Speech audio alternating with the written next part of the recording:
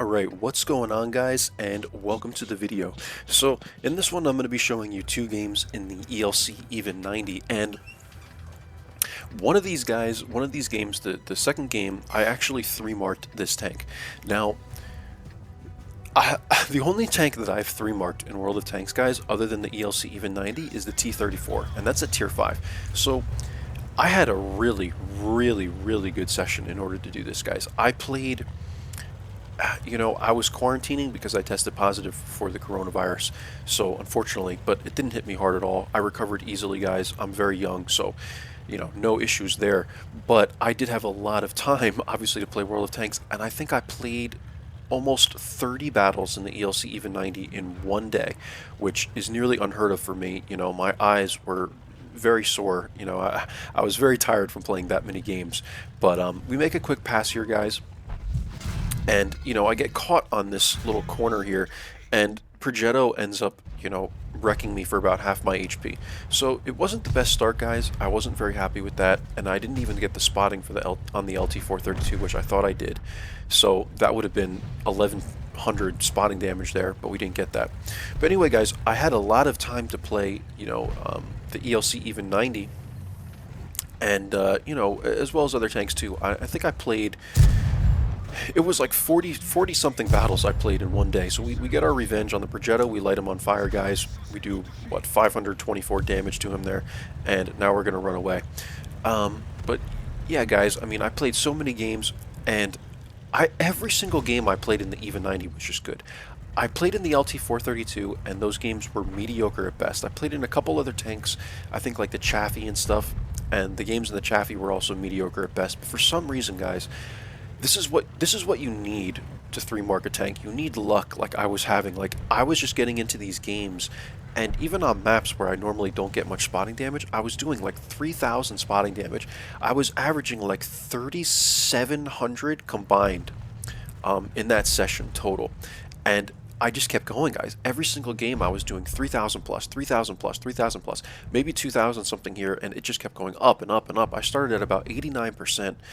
And, towards the end there, on like my 20th or so game, I was at 92%, 93%. And I'm like, holy crap, I'm going to be able to 3-mark this thing today if this keeps up. And eventually, guys, I got to 94.3%. And then I had this game, and there might have been one in between. And then I had the second game that I will show you where I 3-marked the tank. So... enough about talking about the 3 marks. Let's get into this game, guys. We are on Cliff, and as you can see, I made that play in the beginning. It was a very aggressive pass, or really, I just try and slide into this bush, and sometimes you get spotted. Like I got proxy spotted, but I like to do that at the beginning of the game because it helps you realize, like, it helps you basically figure out who the heck is going to be in this entire area. So I like to make that pass, and it just gives you a lot of information. So I'm sitting here, guys. I'm trying to poke shots at 252U, and obviously those are tough shots, guys. I mean, that's a very heavily armored tank, so it's not going to be the easiest to put shots in him. So at this point, guys, it's like Cliff is one of those maps where there's really nothing to do. Like, you have like this middle ridge line. You can try and poke shots around the corner of this ridge. Like if you're over here in this area, you can try and push this way. I'm not really a big fan of pushing this direction because if people come up, you have to run all the way back here to be safe. So I'm just looking, I'm trying to spot here. I like to come up to this little mound here, I guess you would call it, and I try and spot the people that are here. And, that's really it, guys. I don't like coming all the way up here. It makes you too big of a target, and honestly, the spotting isn't that great from that area.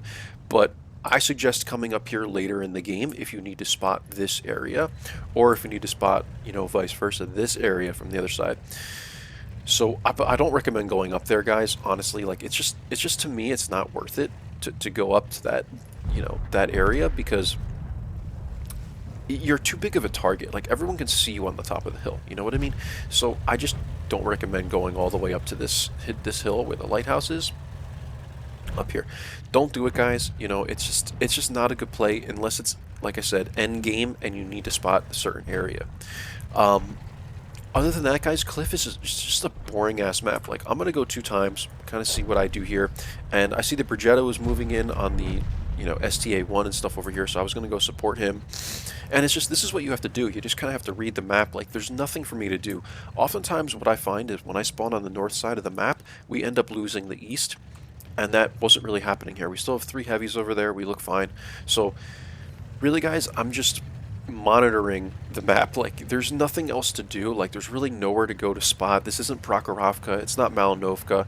It's not studs where, like, these open maps where you can go to spot people and stuff. Like, there's just nothing to do. It's Cliff. So let's keep speeding up. I'm gonna pop in this bush to see if I can spot any arty or anything like that, because there are 2 arty players, but we don't see anything. And I don't want to YOLO out here with half my HP, guys. It's just not a smart play. Like, they have a UDES sitting right here and stuff. Like, I'll get spotted. So again, just monitoring the map, monitoring the situation. I see that pretty much all their tanks are here now. If I didn't spot anything here, that means there's really nothing going on here. So I'm gonna take a shot at the Brigetto here, take another shot at the Brigetto, and I forgot I only had 2 shells in the clip. I forgot to reload, so we only get 2 into him, unfortunately, but it looks like, oh no, he didn't die. He's still up there, but at least he's at 12 HP, guys. And really, this is all we're doing. Like, I'm just kind of poking. And what you can do, too, guys, is you can try and poke in this corner. The problem with this is that you'll get spotted by someone that's sitting there, like the UDES. So, very luckily, guys, I took a quick shot at that UDES. And I'm not going to go back, but it was a quick shot. My aim circle was pretty big. The bloom was pretty big. And, that shot went in, which is a miracle for the even 90, because the even 90 has an atrocious aim time. But I did get lucky. I put that shot into him. And now, being that it's 10-9, guys, I'm going to make a quick pass here, spot the IS-6B, and this is kind of how I'm going to play it now. I'm just going to active scout it, because really sitting in a bush on this, there's no good bushes to go into on this map. Like, I could try to get to maybe this one over here, but it's better to just kind of quickly spot these guys, see if Artie can get a shot into them. And, this is all I can do, guys. Like, I always try and carry a team when it gets to stuff like this, but Cliff is such a hard map to carry with the even 90, because all you can do is spot with the even 90, really. So that's what I'm trying to do. I spot the IS-6B again, and I'm just doing what I can, guys. VK takes a shot at me with HE. It actually, like, misses pretty much, but I get splashed for 254 damage. We take a shot at the IS-6B as he comes over. I thought, for sure I was dead there, but luckily the IS-6B doesn't get a shot into me, and Artie ends up cleaning him up, or someone, I'm not sure. I believe it was the Artie, but you guys can obviously see that. I wasn't really paying attention to it. And now it's 11-11, guys, so it's basically an even match. I mean, they have a medium, we have a light, me. They have a heavy, we have a heavy, 2 Artie, 2 Artie. So, I mean, pretty even matchup, and we're down by HP. Now we lose the T-34 that was on top of the hill, guys. This is why I say, just don't go on top of the hill. You're such a big target up there, especially if you're in a big tank like a heavy, like a T-34. So VK is here, and VK, this is the worst tank for me to play against, guys. Like, either the VK or like a Russian heavy.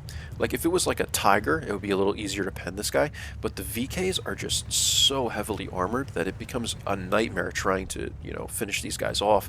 And I do have the 2 Artie supporting me, but the problem here is that it's only 2 Artie and they have a medium. So now I have to be cautious of where this Pershing is going to be. I don't know where the Pershing is, and there could even be an Artie that can make a play like up this way towards the end of the game. So what I'm trying to do is just spot this VK for Artie. That's really, like, we need to get rid of the VK. He's one of the biggest threats. He's the closest to us according to the map, and he's heavily armored, and I'm a one-shot, so I don't want to die. But this is the thing, guys. Like, we're in kind of a rough situation here, and I'm gonna pull up to this rock now and try and spot him from this bush, and he's just nowhere to be seen. Like, he's way back here in the corner. He's scared to push around the corner, and I don't blame him. He gets lit here, and Artie doesn't have a shot from this angle. So, well, I guess they do, but hardly, guys, right? I mean, it's a tough shot for them because he's right up against the cliff, but he is a very big tank, so they still can kind of splash him. But, VK isn't going to push around the corner. It's smart of him to not want to push around the corner. So, instead, guys, what I'm going to do briefly is spot the 1 line, because the 1 line has been left wide open for some 2 minutes now, at least.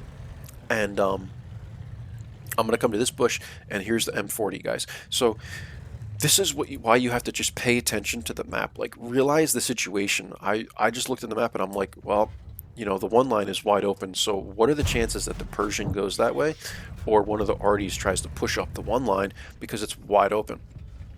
So we get one shot into the M40. Now he's sitting behind this building, you know, playing it safe, and we can't get the shot into him there, and I'm trying to get the shot into him, and I'm not really concerned at this point, guys, about the VK. The Persian could obviously come up into the mid here, so that's kind of why I'm trying to stay behind this bush here, but let's be honest, guys, I'm not really paying that much attention to it. You know, I'm focused on this M40 right now, and our M40 is going to try and push, and, you know, he's going to die, and luckily, though, I'm able to get a shot into the M40. So now it's, once again, I'm, you know, fairly even. You know, it was one arty for one arty, pretty much. And we're back in the same situation, guys. We need to try and get rid of this VK. How do we do it? Well, I want to try and wait for him to come up this direction, because I'm not going to push around a corner against a VK with this much HP. You know, it doesn't make sense for me to do that. I can easily outspot him, so why rush him at this given time? There's still 2 minutes and 53 seconds left in the game. You know, I mean, there's enough time where we could still pretty much deal with the situation and possibly win the game. So I'm going to wait for the VK to push. They have the advantage, guys. They have more HP, they have more tanks. You know, I'm just not going to make that play. It wouldn't be smart. So here we are, guys. We're going to come up to the TD spot, and we're just going to wait for the VK to approach us. And eventually he does. And you'll see, like, I'm just going to keep going until we are able to get a shot into him, because we are. Already takes a blind shot there. And, you know, now I'm going to try and move up to spot him a little bit. And here he comes, guys. We put a shot into him. Luckily, guys, like, thank God that that went in, because if it didn't, you know, this game wouldn't have even been as close as you'll see it is. So I get lit there from taking that shot, but we killed the VK. So now I'm just kind of wiggling around a little bit. And now I need to find the Pershing. So like I say, guys, in some of my videos, when someone is below 500 W and 8, they will appear red over here. I've changed the way I thought about this, guys. I used to think that 500 W and 8 or less was like a fairly bad, like pretty bad player. But there have been people in the 400 to 500 W and 8 area that have actually played pretty well. Like, I've, you know, come to realize that I think that's a little too high. So what I now do is, if I see that they're red, I go, okay, not a big deal. But if I see that their W and 8 is less than like 300, that's bad. You know, because there are players, like I said, that I've seen that have like 450 W and 8 up to, like, you know, high 400s, even 400, and they're not that bad. Like, at least they're playing the game. You know, you can still somewhat, you know, count on these people because they kind of understand the game. But when it's below like 350, now this is, you know, where I've discovered that anything below 350 is either a super casual player that is not good at the game at all, or they just bought like a premium tank and they play like tier 8 without even playing the lower tiers, or something like that, or they're a bot, guys. Like, if it's anything less than 300, for sure, that is very likely a bot. So this Pershing is a 227 W and 8. He has this little marker, which I'm not sure what this means. Maybe someone else knows what this means. You know, I don't know what exactly that 13 means, but it's an achievement that you can get. So I don't know, but I like to think that this guy is not a bot, that he's probably a player and he's just super like casual and just trying to like ram people and do dumb shit and like fall off cliffs and whatever. So I'd have to assume at this point, guys, given that he has a 227 W and 8, that this is not going to be a very difficult player to deal with. Like, he's probably like camping way in the back, has no view range, you know, whatever the case may be. So I'm going to go right to where he was last spotted, and, you know, we spot the arty. I'm able to clean up the arty. I will show you here. We get one into him. Luckily it's a high roll, and then we get the second shot into him. Arty, I think, takes a shot, but, you know, it wasn't needed. And 30 seconds left, guys. So where the hell is this Persian? Well, here he is. He's fallen into this cliff, and I don't know. To me, it looks like he probably could have gotten back up. But anyway, guys, he falls, takes 1345 damage, and he was sitting right here. Like, I would have thought he could definitely climb back up this way. Maybe I'm wrong, but in any case, guys, he's still sitting right where he was the whole game. He was sitting here, and now I'm in a situation where there's 10 seconds left in the game, guys. It's 14 to 13. I'm nearly positive that Artie does not have the proper angle to take a shot at this guy. He can maybe splash him at most. And what am I to do now, guys? Like, what do I do in this situation? It's going to be a draw if I don't kill this guy. So I decide to basically just YOLO off the cliff on top of him. And you will see what happens here. I go over him. I miss the shot because I didn't have the gun depression. We land on him, guys, and we leave him at 10 HP, and the game is a draw. So this was one of the closest games I've ever had, guys. And as it turns out, what this guy did actually got them the draw, which to me just pisses me off so much. Like, this guy was stuck on this little ledge right here. I don't... He was stuck on the top of this rock, right here, guys. Why he couldn't go anywhere else, maybe he just decided to sit there. I don't know, for whatever reason he did. But like I said, when people have this kind of W&8, like this guy, for instance, the IS-22, 465 W&8, I don't have a problem with that. Like, he's probably, just a very casual player. He's not very good at the game, but at least he kind of knows what he's doing, and he's trying to play the game. Like, at that W&8, this is why I've changed kind of how I think about W&8 and XVM. The LT-432 guys, 133 W&8. He died at the very beginning of the game and just kind of sat there. Like, 133, I'm sorry, I can't trust that, And 227, I just can't trust. You just don't know what these people are going to do. And this is why XVM is so vital, because anyone who's red, you're going to be like, you know what I mean? And you have to double check that.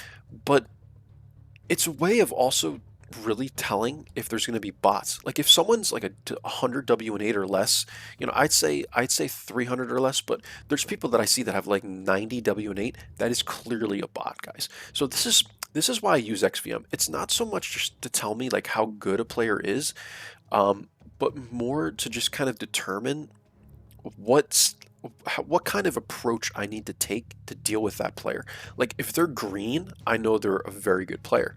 If they're yellow, I know they're, still a good player. Orange can still be, good players. I see, like, my dad has like a 750 W&8. He's still a really good player. He has a recent W&8 of like 1200, but because he has like 20,000 battles, for his first like 10,000 battles, he didn't try that hard at the game.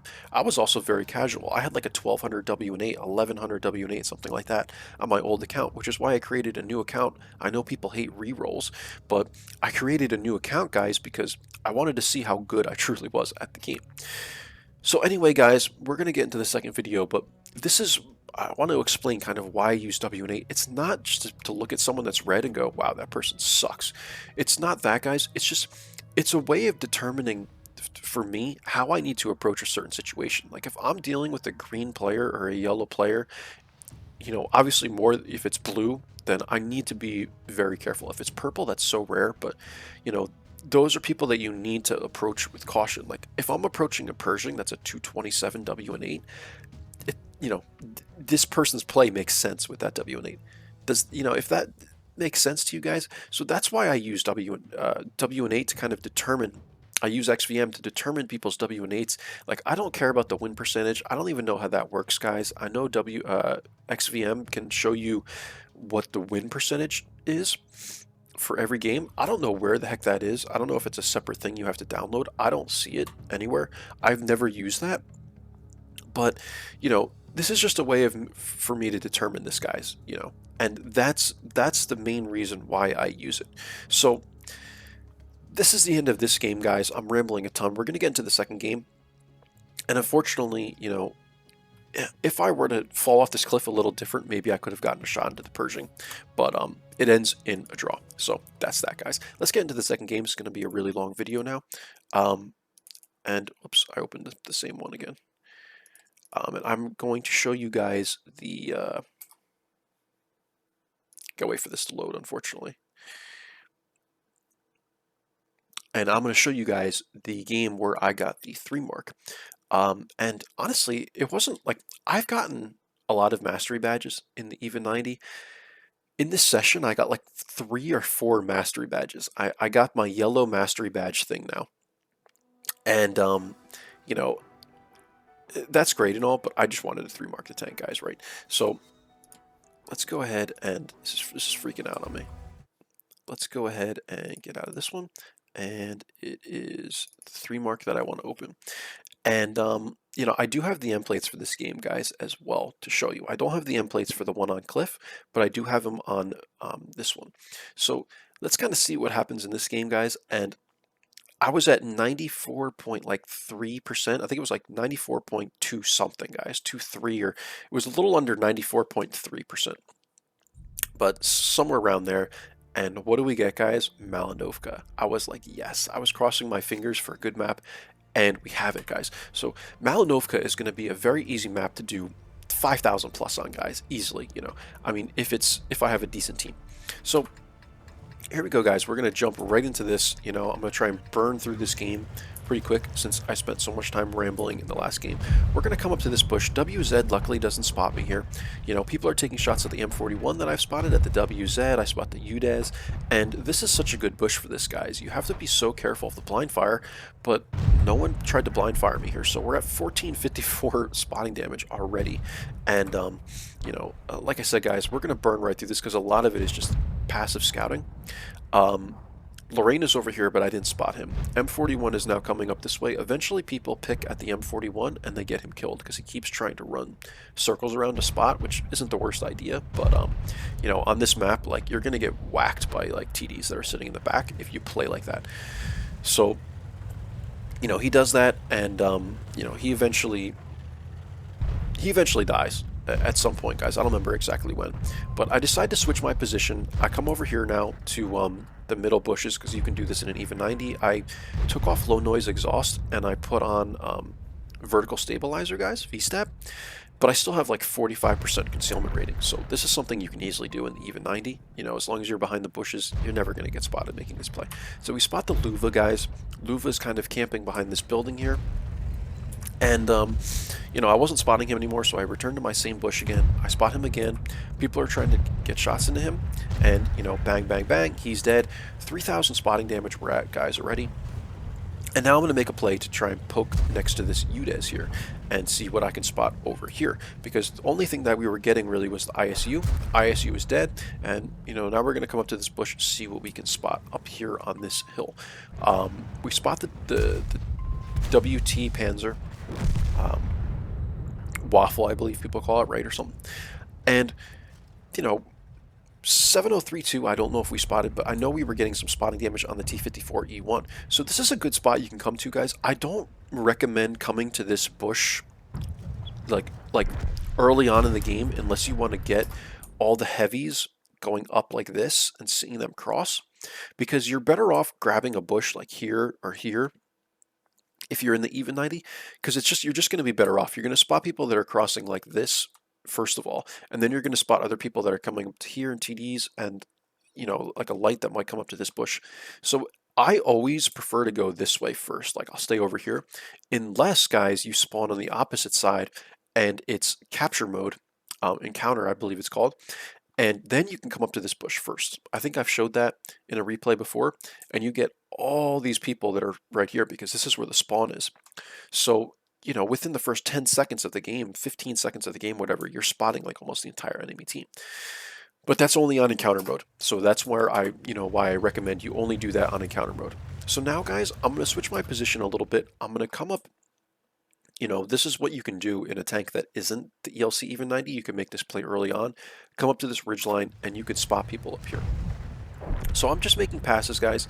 I'm trying to spot people. I spot the SU-130 up there, whatever it was, and now I'm going to get a little more aggressive. This is very dangerous because you know, obviously you're running out into the middle of the open. So if there's TDs that are sitting here, chances are if I was in anything but the even 90, I probably would have gotten lit. So now I'm going to get aggressive, guys. I realize I'm at 4,800 spotting damage, now 5,000.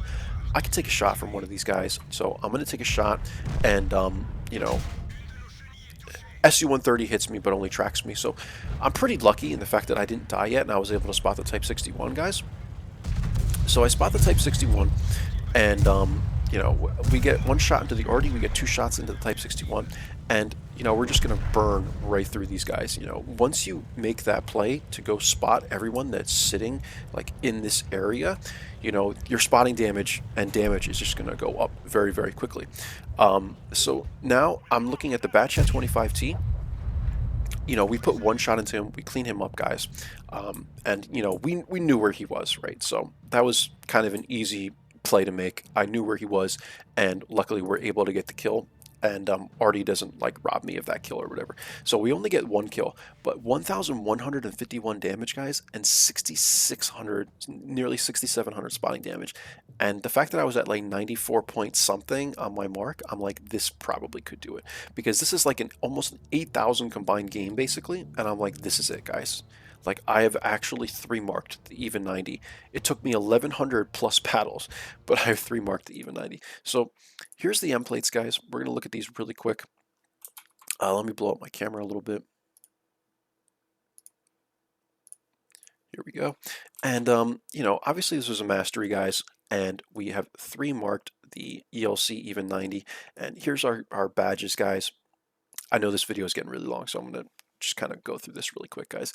1,151 damage, guys, and we did, let's look at this, 1395 experience, one kill, and 6,939 was the overall with assistance. So this was over 8,000 combined game, guys, and I mean, just incredible, guys. To get Malinovka when I was at 94 point something. Some of it's luck, guys, but you know, we still had to play a good game. 104K, guys, for the coin. I was running premium at this time. And like I said, guys, I switched over to vertical stabilizer instead of low noise exhaust, and like, I really don't like, I love having the low noise exhaust, but honestly with this kind of, you know, camo rating, 45.58% concealment rating, you don't need it. Like, it's nice to have that extra 6% on some maps maybe, and you know, you won't get spotted when you're moving, because once you're in a bush you're never going to get spotted anyway. But in my opinion, guys, the V-stab is just more important when it comes to this tank, because you want to have some accuracy, especially if you're trying to three mark it. So this is, I think, my final setup with this tank. I run the CVS in this first slot, the scouting slot. And then I have, this is the only piece of bounty equipment, I believe it's called, that I have, because you get it from like a mission. So I use that bounty optics on my ELC, and then I have the V-stab. And I always run food, guys, and 481 view range. I mean, with this kind of crew, guys, I have over 1,100 battles in this tank. I mean, this is how I would set this vehicle up, guys. I've three marked it, so now I could definitely give you some solid advice on how to set up this tank. This is how I would set it up, guys. Anyway, I know this video is getting really long, so I'm going to go ahead and end the video here. Hope you guys enjoyed it. Hope you guys enjoyed seeing my three mark as much as I enjoyed getting it. And I will see you guys for the next video. Bye-bye.